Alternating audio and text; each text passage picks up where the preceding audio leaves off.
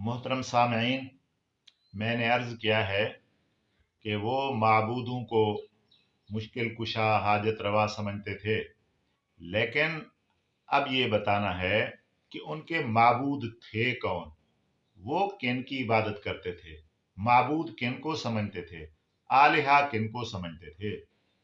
वो चार चीजों की इबादत करते थे, चार हस्तियों की इबादत करते थे।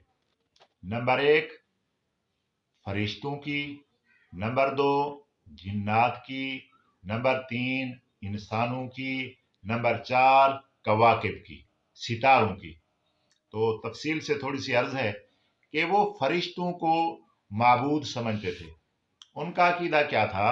वो कहते थे फरिश्ते अल्लाह ताला की बेटियां हैं, और ये बेटियां जो है वो अल्लाह ताला से लाड प्यार की वजह से बात मनवा सकती